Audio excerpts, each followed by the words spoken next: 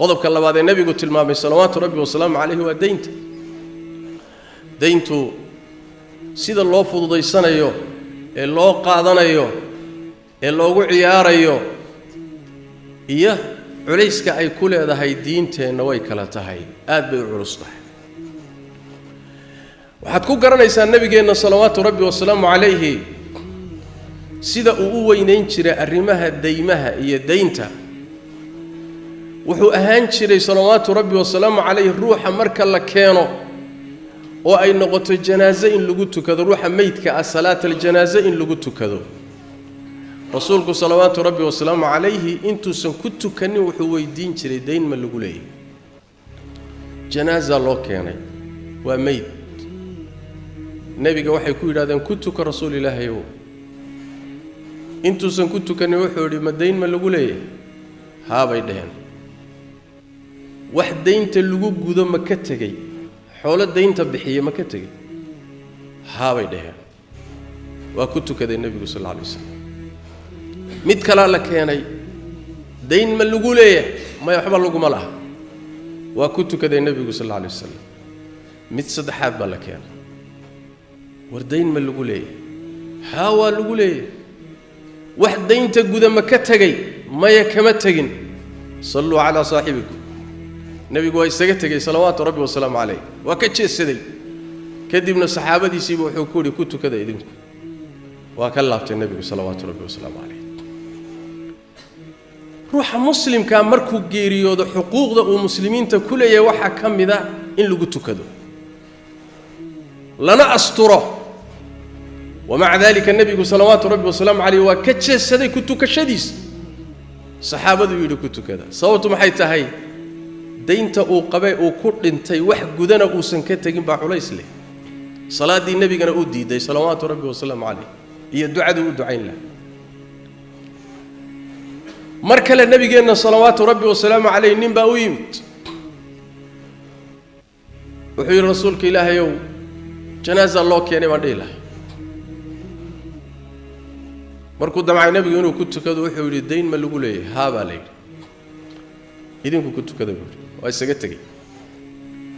nin saxaabada kamid oo meesha jooga Abu Qataada la yiraahdo wuxuu rasuulka ilaahay ku tuko deyntiisi ana isaarantahay ana qaaday ana bixinay markaas nabigu wuxuu sallallahu alayhi wasallam ma aday ku saaran tahay oo xoolahaagay ku jirtaa oo meydkani bari buu ka yahay miya Abu Qataada hadalka si fiican u fahma saasa هابو رسولك إلهي أنا قاضي حولها كان كجوديا ميت كاسين شقكم الله نبي جوا كتو كذا صلوات ربي والسلام عليه مركو كتو كذا كذب مالين تلا عسى مالين كي حجي أيو نبي يقول لك كل ما أبو قتادة مال بيسجور يمادين وحكوا لي أبو قتادة لبدي دينار ما حي سمايين نينك لبدي دينار بالقولها لبدي دينار وذهب أيا لقولها ورلبدي دينار ما حي سمايين كورن بكويد مجد ديبو كوضا ما بحس وحول رسولك إلهي ودي شالي ينبو بقيري وذي يعني وقت ما كمان سورين شالي ينبو يحي النبي صلوات ربي وسلام عليه مالكي حقي أيوه هدنا لك كل مي وحكويري أبا قتادة لبدي دينار ما حي سمايين وحول رسولك إلهي وان قذي وابحيي مركز النبي وحول صلى الله عليه وسلم هدا أيا وحو يهي وقتك تشركيسو قبوبي هدا أيا ميتك تشركيسي قبوبي بالرسول كوري صلوات ربي وسلامه عليه وفير صدا والدين لقاضي وميتك لغا كور قاضي وعيد حلك يدا قاضي ضمانت يدا قاضي هدنا حلقي ضمانت دل قاضي تشركو ما قبوبين إلى مركي لبحيي با تشركو قبوبي سيدا حديث النبي فائدين يا صلوات ربي وسلام عليه نين كلا أوي من النبي صلوات ربي وسلام عليه وحي رسولك إلهي وبالكورن هدي اللي يديله وتشيد إلهي اللي يقدله جهاد اللي يقدله أنيقو أو صبر يا نيدا يدون في عنتها يو إلهي أجر كسوغيون دنك لهين آخري أجر دون بس سي جيدا وأن سو جيدين وعررينين لكن عدم وكسي جيدا هدي حالة دا اللي يقدله ذنوب تيدا إلهي مدافع nabigu wuxuu sallallahu alayhi wasallam ha ninkii inta markii loo sheegay waa jeesaday waa dhaqaaq rasuulku sallallahu alayhi wasallam waa u yeeray soo celiya buu ninkii waa la keenay wuxuu ku yiri nabigu sallallahu alayhi wasallam hadalkaaga ku celi